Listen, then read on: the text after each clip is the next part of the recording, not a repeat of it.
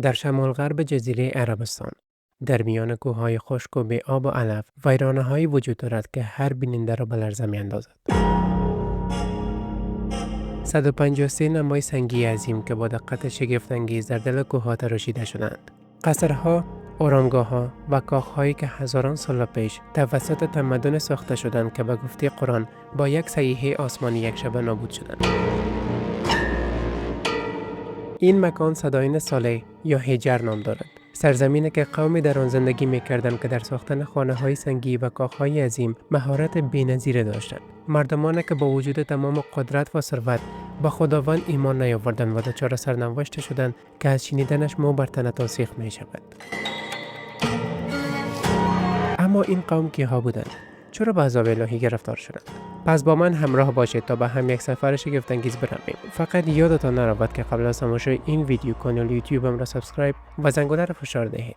جهت حمایت از من کافی است ویدیو را لایک کنید و در ادامه با کانال میزان تیوی همراه باشید.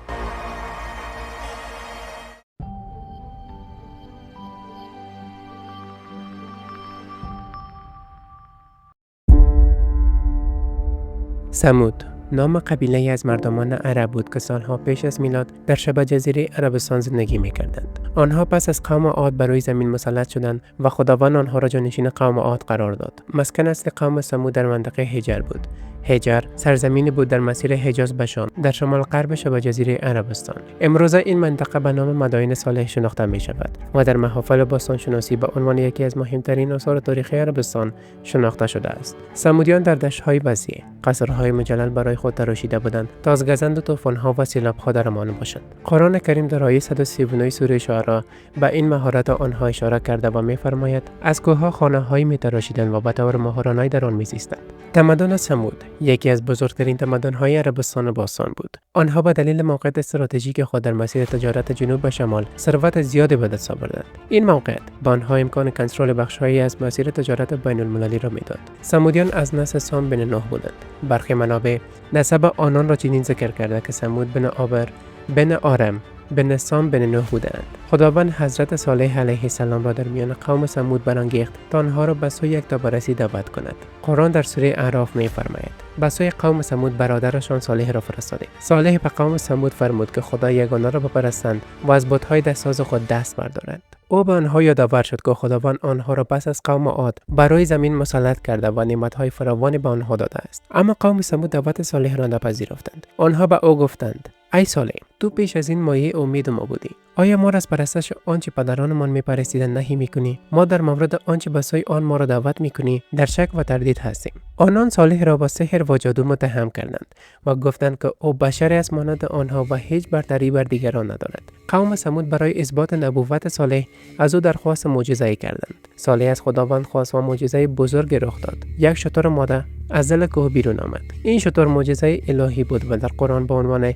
ناقة الله یاد شده است. خداوند شتر را وسیله برای آزمایش قوم ثمود قرار داد. او به آنها فرمود که آب و وادی یک روزه ریختار شتر باشد و یک روزه ریختار آنها. همچنین به آنها هشدار داد که به شتر هیچ آزاری نرسانند. در غیر این صورت عذاب الهی در انتظارشان خواهد بود. با گذشت زمان گروه‌هایی از قوم ثمود تصمیم گرفتند که شتر را از بین ببرند. قرآن اشاره کرده است که قوم ثمود برای فساد در زمین متحد شدند و سوگند یاد کردند که صالح و خاندانش را شبانه به قتل برسانند. آنها توطئه چیدند و در نهایت گروه ستمگران قوم ثمود شتر را به قتل رساندند. بر اساس روایات فرد به نام قدرا شتر را کشت و پس از آن قوم ثمود گرد آمدند و گوشت شتر را تقسیم کردند و همگی از آن خوردند. پس از کشتن شتر قوم ثمود از کرده خود پشیمان شدند، اما این پشیمانی سودی برایشان نداشت. قرآن می‌فرماید او را تکذیب کردند و شتر را کشتند. پس از آن پشیمان شدند. صالح به قوم خود 3 روز مهلت داد و با آنها گفت که پس از 3 روز عذاب الهی در انتظار آنهاست. در برخی منابع آمده است که در روز اول رنگ رخسار آنها زرد، روز دوم سرخ و روز سوم سیاه شد و سپس به عذاب خیلی دردناک گرفتار شدند. قرآن از این عذاب به 3 عنوان مختلف یاد کرده است: صیحه، صاعقه و رجفه. مهمترین عذاب صیحه بود.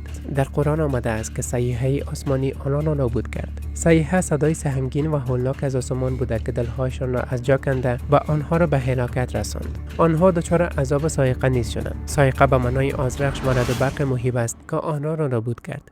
در برخی آیات از عذاب قوم ثمود به عنوان رجفه یا زمین لرزانی زیاد شده است. قرآن می‌فرماید پس زمین لرزه آنها را فرا گرفت و در خانه‌های خود بر روی افتادند.